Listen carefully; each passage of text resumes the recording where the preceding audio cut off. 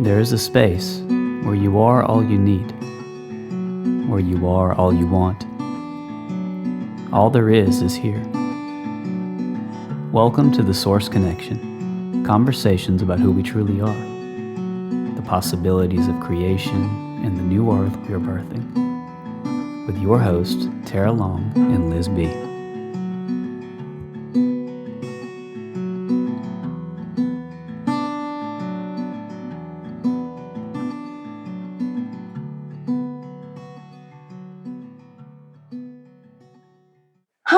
Welcome to the Source Connection, one more episode. My name is Liz B, and I'm here with my co-host Tara Long and our very special guest, Tom Barnett.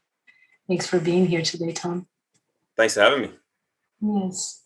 We'd like to start off by just arriving in this moment. So I invite all of you to just close your eyes. Just start deepening the breath.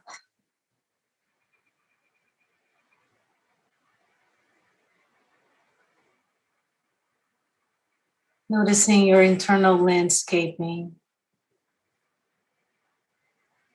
What is the mental body doing, the physical body, the emotional body? And I'm going to ask you to place your left hand flat on the center of your chest, facing the right. And then with your right hand, bring it close to your body like you're taking a pledge. We're going to touch the index finger and the thumbs. We're here in Gyan Mudra for a moment. And with the eyes closed, we're going to take a deep inhale. We're going to hold the inhale and we're going to puff the chest up. And you hold it for as long as you can. When you cannot hold it any longer, you exhale. And then hold the out breath. And we're just going to do that for a few moments at your own time, finding your own rhythm.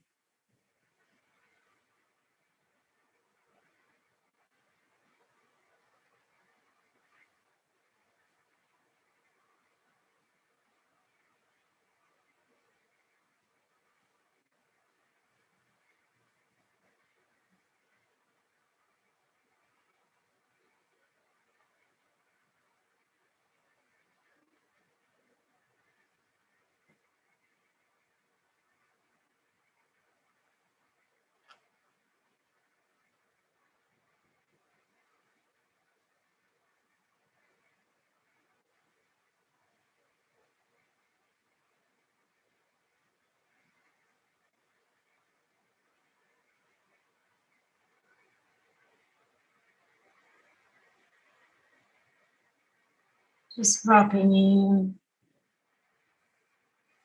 feeling your heart beating.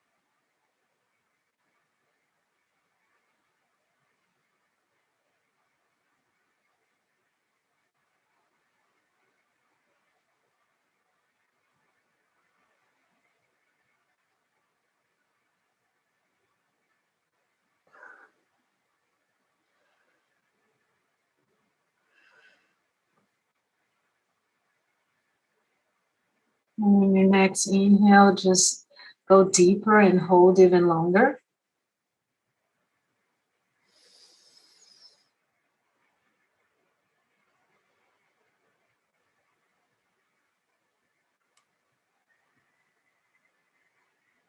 Exhale, release the hands and just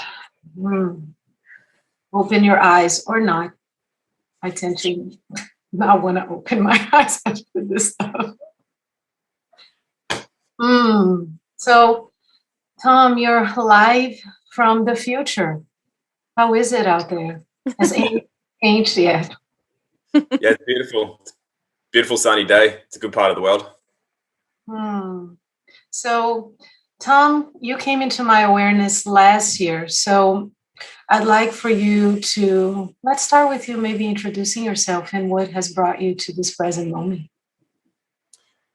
Yeah, sure. So I grew up pretty normal and normal childhood as far as schooling and sport and family life. And but I always knew something wasn't quite right. I was quite rebellious. I was always a good kid, as in everyone's parents loved me and all that sort of stuff because I was well mannered and polite and could speak well and whatever. But yeah, it's just throughout schooling I started to get a lot of red flags that things weren't quite right, things weren't adding up. What people were telling me and what they were telling me to do didn't seem to add up, and they didn't add up either. So by the time I got to my teen years, I was quite disillusioned. Couple that with all the hormones that start running when you become a young man, and confused, and no elders to keep you in line or to guide you or give you a rite of passage. Kind of went right off the rails at that time and did a lot of silly things. And then I found martial arts and sport again. I mean, I was a competitive tennis player when I was young, and then I fell out of that because it wasn't cool, and then I didn't like the pressure, and then I got into martial arts, and then that kind of straightened me out.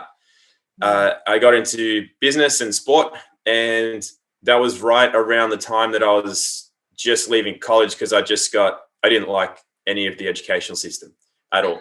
I found it was it was backwards, and people couldn't answer my questions and got angry at me asking questions. And so, I knew it wasn't for me. So I was looking for alternative ways to live. I thought you had to go to school, go to college, get a job. That's what I thought you had to do. So then through my own health issues, as I got very sick, being out of balance in a big way, I found all of the alternative, practices or teachings, knowings that I was really looking for, I guess, my whole life, but I didn't know I was looking for them. And so that led me down the path of being a holistic health practitioner. I got into natural law because I also knew that nobody could push us around and just give us random fines for things with arbitrary dollar amounts. And so I followed that path as well. And so I did that relatively, quietly for a number of years. I got a little bit, not sick of it, but I just didn't see people taking enough responsibility for themselves. So I got out of that, and I just wanted to serve others in a more modest way and just kind of serve myself. So I got into just literally gardening, and I lived in the bushes, in tents, in the beach, and I just lived very, very simply for a number of years. And then I made a video about viruses when coronavirus came around, because I was like, come on, God, there's no way this is coming to Australia. This is just, no one's going to buy into it. And then everybody was buying into it. Well, so it seemed anyway. So I put that video out, and then all of a sudden I got a lot of attention. And it turns out that a lot of people knew that it wasn't legit, but they couldn't put the pieces together. And so that seemed to have a really positive effect. And then so from there, I've been drawn back into the world of, natural health and also natural law. Wow, natural law is something that Tara and I started exploring last year. So glad that you're here with that, many years of knowledge of that, because like you, we were also like, wait a minute, there's something here that's not adding up. It can't be this complicated. And oftentimes we're here talking about how simple it is, how simple it all is if you're really self-sourcing, if you're truly connected to your own self. And one of the things that I've gotten from you is this clarity, this integrity and clarity, that through every time I've seen you speak or being interviewed, it's just very simple and very clear. So I commend you for that, and I really admire you. Thanks. It's good to know it helps. Yeah. And Tom, there's so much that you just said that I resonate with and have had very similar experiences in this lifetime. But I just in this past year, I wonder if what new has emerged for you inside of you. Like, have you learned something new about yourself, or what has died? What have you left behind? And what has it been like to stay true to that alignment for you? Well, it's been very easy to stay true to it because I never it was never difficult for me to do that because everybody's different and I'm more introverted. So I'm very happy just being by myself, playing music or in the garden. I don't particularly need other people's approval. I don't need attention. I don't need any of that. So for me, it's very easy. I know a lot of people find it difficult because they become ostracized from friends or family, and that's very hard for them. And I get that.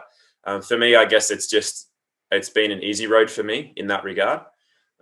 Not sure why, but it just has been. And I also find that the positives that I've really found a close-knit tribe, especially in our community, because beforehand, I feel that people were relying a lot on they weren't really living as much in their truth, and probably me included. If anybody ever asked, I would say, but I never really just took the time to just speak my truth. And so that's changed since, in the last year. That's changed a lot. And so for others as well. And I find it really positive because it used to be that you would be in with a larger group of people and nobody really knew where everybody stood. So everybody always agreed on this bit in the center, but all these other more probably juicy parts that you never knew where you stood with other people, but now you really do. And so I think it's actually been a blessing. Doesn't mean that you don't get along with others or you don't respect them. You can certainly respect another for their point of view, but you also know who's got your back and who doesn't, which is getting back to more of our roots as, I guess, where we came from as a, tribal group of people. So that's been very, very positive. And then for me, what's died off is a little bit of a lack of faith in humanity. That's come back. I mean, yeah, we see a lot of people who are just doing what we consider to be where's your thought process. But at the same time, I didn't know that there were this many people that do align with being able to think for themselves. And so that's been huge for me because I really did. I got a little cynical about things. That's one of the reasons I dropped out of being a holistic health practitioner in the first place. Now it's good because I guess anybody I work with would have seen some of my videos or been referred or whatever. So that it's a lot easier. There's no having to bridge a massive gap between what they think will be the solution to something. And then, they've had an easy path into what I would personally teach, which has been good for me. And the part that's died off, not only is it that lack of faith in humanity, which has been restored, but it's getting out of my own way even more because I think I'm 40 now. And I think it's part of that evolution in anyone's age, that 35 to 42 age bracket. If you're familiar with the 7-year cycles, it's kind of it's really coming through for me in the last year. I think it's been accelerated from the last year of events in the world. Wow, so much to unpack. It's oftentimes I refer to what you spoke of, the divine Avengers coming together, sort of like we're finding each other all over. And it's not more like, it's not only local, but it has expanded to like this global community where, as you were saying, like you find people in different parts where you feel connected to. So almost like the time and space has collapsed in a way. And that to me is such a new experience because everything was more, even though I was plugged into other things, now I feel like really a global community, but in a positive way. Not in this, global agenda type of control thing, but like how we're coming together and finding one another, almost like we're creating the safe spaces everywhere that we know that will always be safe and connected and supported and all of that. Yeah, I agree. I think it's great. That's, having met so many good people from around the world, the only part of it that I'm very aware of is that we're all relying on the internet for one, and social media / Zoom, all, owned by nefarious companies who can take it away at any moment. So there is a little false sense of security, I think, where the way we connect, if our emails and Zoom or Facebook or Instagram went down, which it likely is going to at some point, on purpose, and then will that make people go into a bit of a panic because now they feel disconnected? So is that connection a real connection, or is it a little bit of a false sense of security? I think it's both. So I think for me, what I'm doing is I'm making a point of obtaining people's contact details in a way that I can contact them by other means. Maybe it's a PO box, maybe whatever it is. And also really finding a connection as much as I can, even if you're, across a long way away. Can I connect? This is the question I ask myself. Here's two ladies in front of me. Can I connect with them? What can I connect to them through or about or what have you, so I can feel part of you? And then in that regard, because I talk about this a lot, I think the more we rely on devices and technology, the less we're tapped into the natural version of that, which is what this version is based on. And so if people are too based on their phones and social media and emails, and they never make that effort to connect with the individual themselves, they could very well lose that connection because they never developed it for real. So, yeah, I mean, I'm sure you guys talk about that a lot as well, the Akashic records and the just the natural connection that we all share. So that's what I endeavored to tap into, is to connect with people on how much I can, so that if this all went down, I could still feel the people that I've met in some way, shape or form and connect. You know how you think about someone and they call you or whatever, that connection's there. And I think it's taken away a little when we overuse or rely on technology and not that innate connection that we have. Yeah, I love that point, Tom. It's like that dependency on our devices and on social media. And there's a few different things that came up for me as you were speaking just now. And one was this non-physical connection that really is the only way we're ever connected anyway, right? So it's tapping into that. Like when we get off our Zoom call here, we have created some sort of bond with each other, whatever that is, and wherever that leads to. And the second thing is you said like getting people's contacts, like PO boxes and things like that. But that's why it feels so relevant right now to create local community. And I know Liz and I are doing that here, and we're in Los Angeles, and it's just so beautiful to be together in person as much as we can. And I know before we hopped on here, you said something about you have a lot going on in the community there, and I'd love to hear about whatever you'd like to share.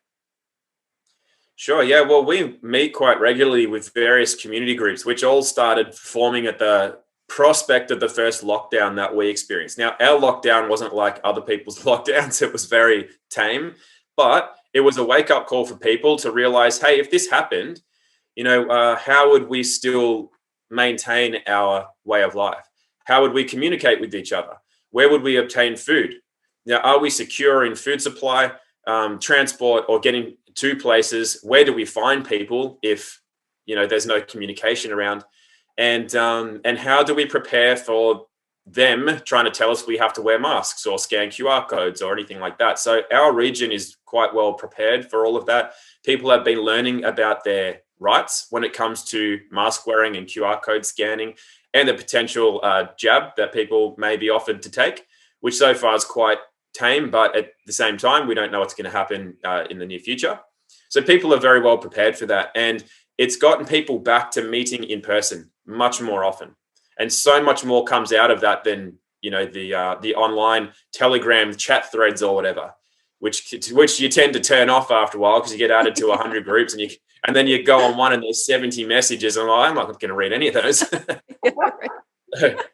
So yeah, in person is where it's at. And there's so much more that comes from that. And you know what, even just the basic element of sitting around a fire. There's so much comes out of a fire. It's like it transforms, and it's almost like it changes the dynamic, or things come out of the fire through you when you speak something that has come from another place. And all these simple elements that we are lacking in modern society have come back in a big way for a lot of people, and they've remembered. It's not like they've learnt anything new. Something in them has remembered where they really come from and what we're really meant to be doing. So that's why I keep saying I think this shake-up in the world has been a big favor for a lot of people. Yes. Yes, to all of that. Yes. I love when you spoke about, you said something that really touched me and I teared up. And I was trying to not cry, not because I'm scared to cry, because I can cry in front of everybody, but I just wanted to be present with the conversation. I didn't want to be all like, oh. But you said, I try to find something, or I'm quoting here to the best that I remember, a part of me in the other. And that to me is just so beautiful, because I feel like, especially throughout last year, there's been so much division and so much, lack of recognition of our own humanity in one another. And what if we went out in the world and all we looked for was that part of us in each other? Like we went to the grocery store and we were driving or we were walking, right? Instead of seeing somebody else doing something different than us, what if we looked for what's similar? Or what times in my life have I felt this way that I imagine that that person is feeling? Because truly we don't know. And you also spoke of what Tara and I often talk about here, what we call magic, which is everything that we can't explain, but it's everything that we're made of, and how much more we are relying on that versus the things that we can quantify or process through the mind, and just all of that. And just the beauty of that unfolding, to me, it's really just so dynamic and so rich. And I keep finding the synchronicities and things that you can't explain, or how did that come about? Or how is this possible? And I feel like, to a certain percentage of us, I feel like that has been reignited. And as you were saying, like there's something that's helping us remember what we are made out of and why we're here. And that leads me to a question. Did you always know you were here for this time? Because oftentimes people say, oh, finally, I know why I'm here, or was it something that you were like, oh, okay, let's do this? A bit of both. I always had a feeling something would come that I would have to stand up and speak about, because that's one of the, I think we're always given the gift of moving out of our shadow of whatever we might have into, actually moving through that into what it's meant to transform into. And for me, it's always been not really wanting to have a voice, wanting to be quiet and wanting to be left alone. And then realizing that won't do me any favors. And so then it's coming through that element of wanting to be a little hidden, and then being okay with speaking and being in the spotlight or whatever. Yeah, so that's been a big part for me. But I always had an inkling that it would come, and that it would be something. I don't even know if it's actually happened yet. That's the thing. I'm not sure that it's happened to its full extent. Perhaps something in the world is going to happen where it becomes more, it unifies in some event. I'm not sure. But yeah, to answer your question, it's a bit of both. And and then that whole thing of seeing, ourselves in others, that's a big part of it too, because I was also getting really quite judgmental about others in ways that were creeping in without me really knowing. Because I was always, as a kid, I experienced being teased, and I experienced nothing like bullied badly or anything like that. But even still, I could always look at another as a being of some kind. And I remember I had a guy, a friend, when I was early 20s, and this happened through school too. Like I was friends with Asian kids and Hispanic kids and whatever.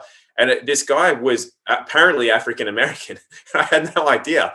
He goes, I'm black. I go, what do you mean? He goes, well, what do you think I am, white? And I'm like, I don't know. I just think you're my mate. It's just like, I was super confused that he would have thought that I would see him as another color. And I was like genuinely confused. I had no idea what was going on, because I have always just seen somebody as them. I've never liked when somebody would judge or, distance from another based on, sure, if they're I'm trying to think of a clean word, but just an idiot, if they're not nice and they're being purposely belligerent and let's sure, yeah, like get away, but not if they look a certain way, and especially when I've always felt people when they're making a real effort to be nice to others or to fit in, and then they get teased because of how they look or how they're coming across or the way they speak, I've always felt that I could feel them, and so I've just never judged people in that regard. However, I noticed that I was judging people a lot based on their belief systems or their inability to think for themselves. And that's what I mean. That's why I got cynical and disillusioned with humanity in general, adults in particular, just having dealt with so many and seeing the course of the world, but sitting back on the sidelines and just watching it, just going, how are you people this dumb? And then, so that was really creeping into me being highly judgmental of others in that way. And so this has been a good wake up for me, because I've come very much back into how I was, where if I see someone wearing a mask, I don't think, oh, you moron, why are you wearing a mask? I really make eye contact with them and let them feel as comfortable as I can make them feel. And I don't judge them for doing that. And I find in turn, I'm not judged or seen as a threat for not wearing a mask. And for example, so that's helped me a lot to come back into being less judgmental of others. And like you said, Liz, being seeing a part of myself in them. You know, what part of me used to be scared? What part of me used to not know? And then what part of me was 6 years old that never grew up? That's what part of them is like 5 years old that's scared and is putting a mask on. Like, how can I hate on a 5-year-old or call them a moron? They just don't know yet. So letting go of that element, that judgmental side of myself where I'm a bit superior to others, you know, like how can you not know to put your indicator on or to stop here? It's mostly I get road rage more than anything. But, yeah, but in society in general as well, it's like, how can you, that's how I used to be. It's almost like I could have probably had a red mark on my head every day from how many times I was baseball. So yeah, that's been a blessing for me, is to move beyond that and into more seeing myself in others. Yeah. Mm-hmm. Yeah, I love that. I think this time has been for all of us to who can I think of it as being able to see more of the picture, right? Like we can see there's a different perspective. Like maybe we're a little bit more zoomed out or a lot more zoomed out. And so like you said, it's like a child that you wouldn't expect to cross the street by themselves as a 5-year-old in the middle of New York City. You just wouldn't, you would have compassion for that child, you know? So that definitely has brought up in me as well this past year, the judgment and being like, what, WTF, like a lot. Right. And then being able to then, like you say, look at these folks with just so much love and like, oh yes, it's, you know, it's okay. It's what you're doing. It's your thing. Like there's no problem. And I heard you on another interview you were doing, and you were saying, you know, that your parents had gotten the jab or whatever. And you're like, I was just really happy for them. You know, you had said something like that. Like, that's great because for them, it is great. They feel like it's great. So who are we to say, oh, that you shouldn't do that or that's wrong for you? So just even that alone, where we can see the perspective of, wow, that maybe isn't such a great idea, but for you it is. And so that makes it okay. So just this whole judgment piece and looking at it as an observation instead of like a judgment. So thank you for that as well. And I wanted to ask, you talked about health challenges, which probably brought you to your holistic health practitioner. What would you say is like your big glaring like gift from having that health challenge? It's probably not what you'd think. It's nothing to do with diet or lifestyle or detoxification. It's actually to do with the subtle bodies because I've dealt with a lot of people who have gone through what I went through, which is chronic fatigue, in whatever way you call that. There's many different. Chronic fatigue is a generic term for just not functioning. Got no energy, you can't recover from things, you get depressed, everything's working backwards. And it's got to do with diet for sure. Nutrition helps tremendously. So does detoxification, because to get to that state, you have to be depleted of nutrients and enzymes, and you have to be overly toxic. There's a toxic burden, a toxic load that tips you over. But the catalyst for that, because a lot of people are toxic and a lot of people eat really poor diets, the catalyst is actually stress. It's overly stressing the physical system. But that doesn't come from the physical. That comes from the more subtle bodies. That comes from the emotional body, inability to process, repression, inability to feel or to find balance. And you know what's really common is a very strong mind. And you would think that a strong mind that just goes, yep, you've got the most difficult regime or program in the world, send it my way, I'll do it to the T.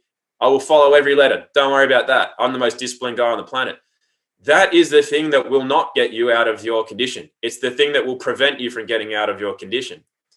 And so I've studied many, many people who have gotten themselves into like some kind of chronic fatigue state.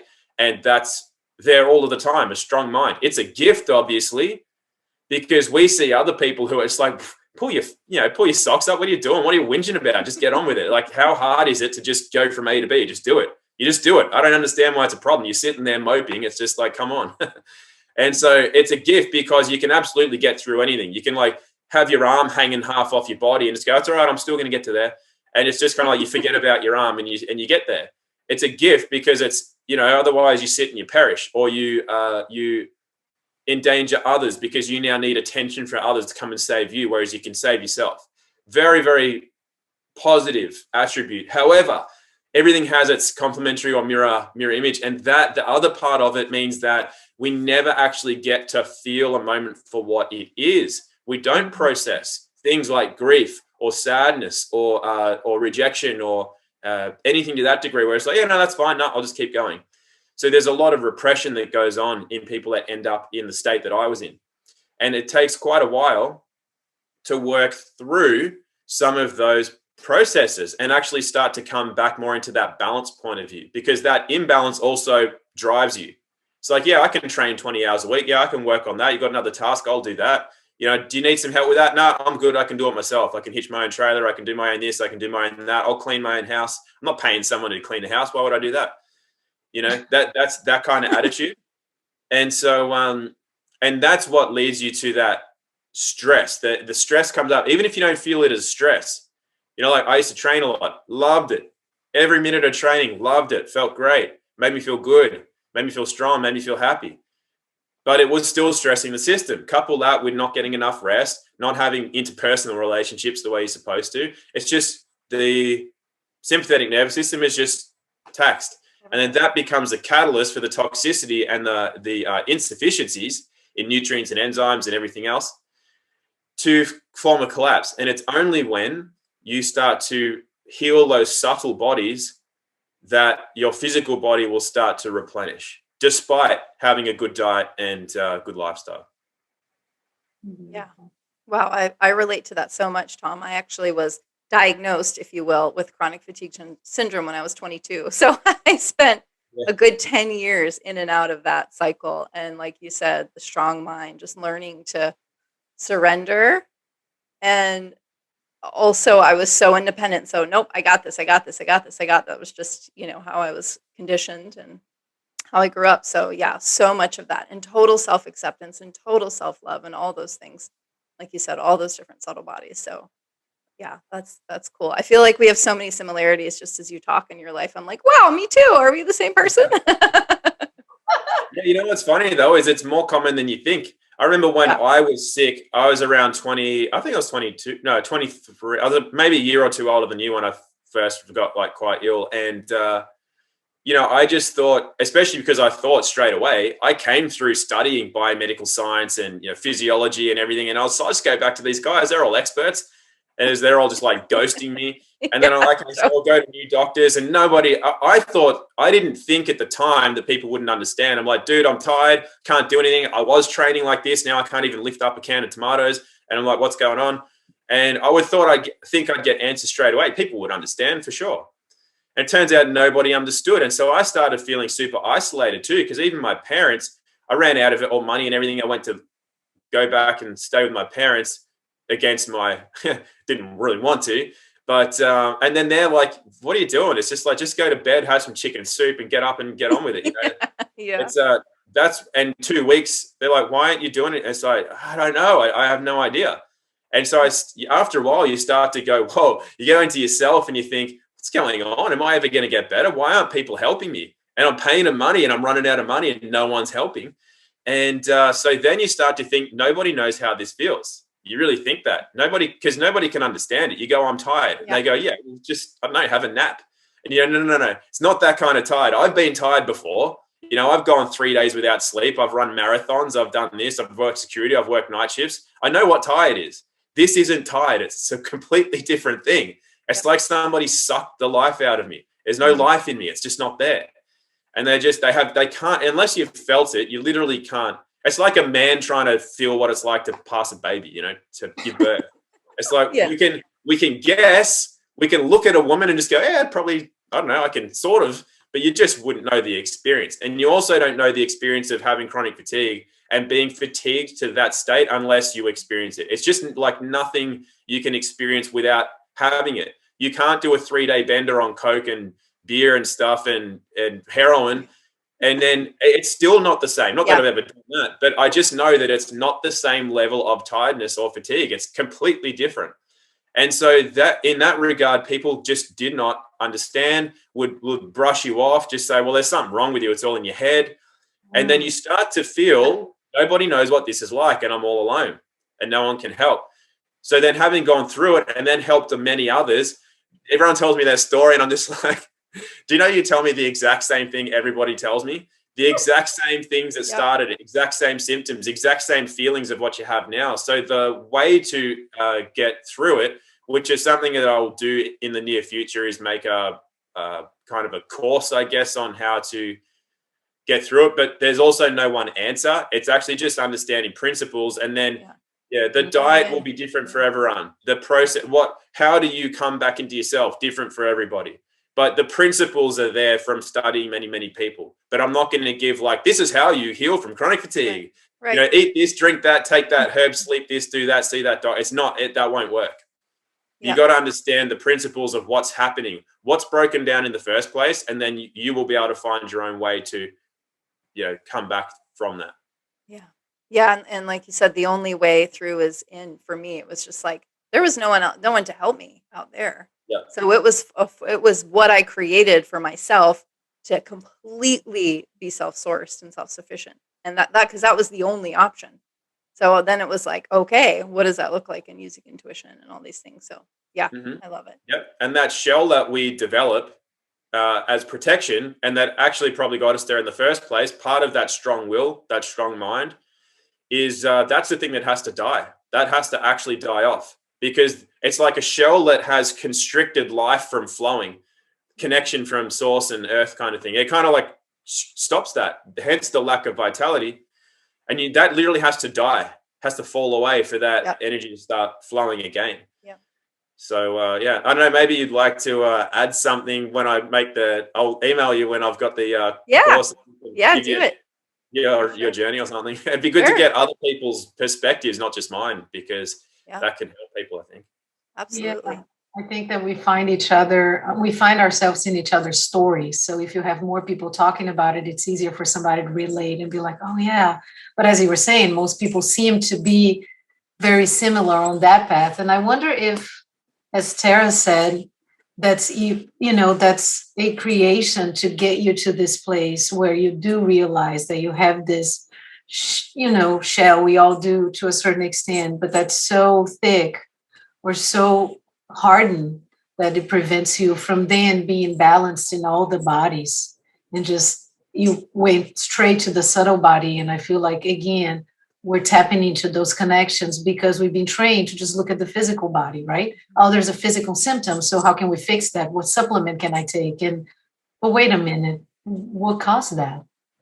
And I think that I feel like more and more people are realizing that you can only find the answer for yourself. You can have people help you find the answer, but that ultimate answer is yours. And that's what we're all about here. Yeah, exactly. It's also why you can't test for it in blood tests. So many people get tested and their doctor says you're normal in basically every range. And it's like, but that's not the problem. Yeah. Then it probably makes you even more frustrated because you can figure it out through that system, which then now a lot of people know that what's in that system anyway for that kind of help.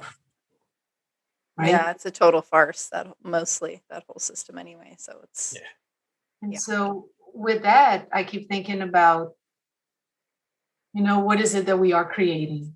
And when I think of that system, I think of like trauma centers. Yeah, let's have that for that. Great. You got into a car accident, you broke your arm. Fabulous. Let's use that for that. But how can we reimagine that system, or even create a new system? Because I don't know if that one can be reimagined to that level, right? But how do you see health moving forward? Well, that's a good question. I definitely more self-reliance, self-sufficiency, because it's also giving power away. It's why people just go, yeah, whatever, I'll just get McDonald's and I'll use my microwave. Doesn't matter. I'll go to my doctor if anything comes up. I don't need to know about my body because my doctor knows about my body. But that's also not true. Your doctor probably doesn't know about your body at all. I mean, not tarring every doctor with the same brush, but by and large, that is the case. Yeah. And so having more, that's why I really love natural law, because it brings the responsibility squarely back on the individual. A government's not going to look after you. Police aren't going to look after you. Laws aren't there to protect you. You are, when you understand natural law. And it's less about just, I understand how to write a notice or whatever. It's more about empowerment, because once you come back to yourself, that's where the power is. It's like we've been talking about, the answers are inside, not outside. And so that's what it does. It brings you back to there. And that's where I think health will go as well. And I see health and natural law as they're exactly on the same page. They relate to each other completely.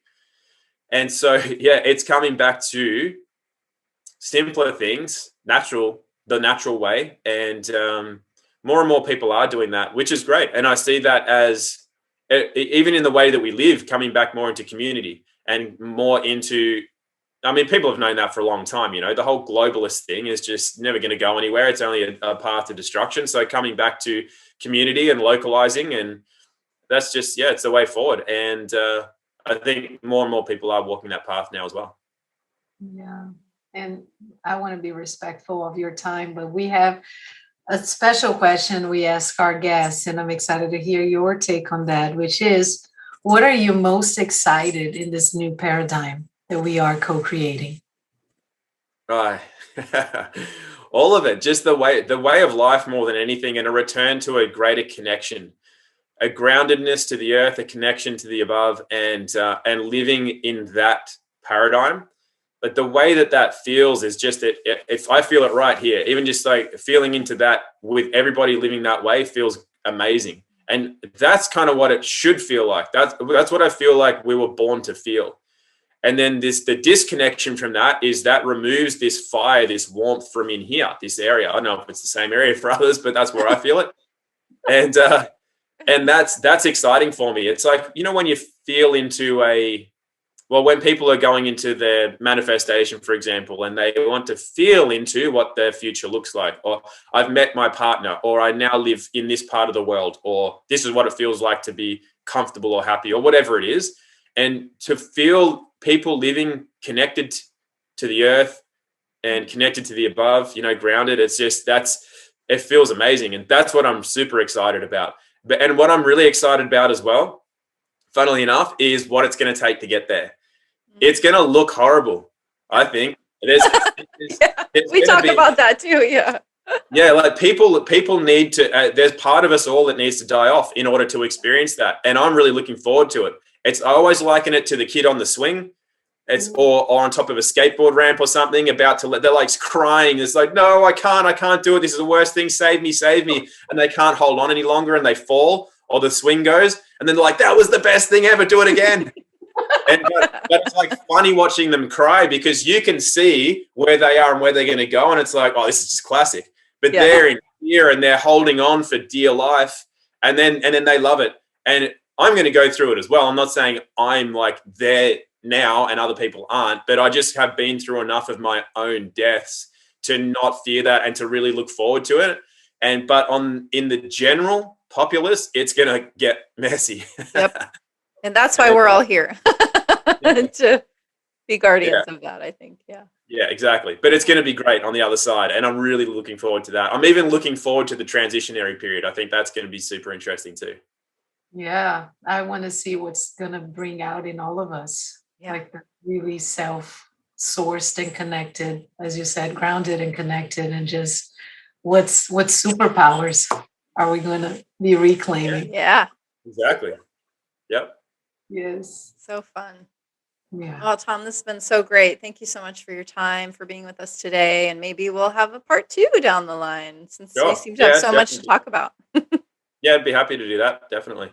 Thank you Nice. so much. Thank you, everyone, for joining. Thank you. We'll see you next time.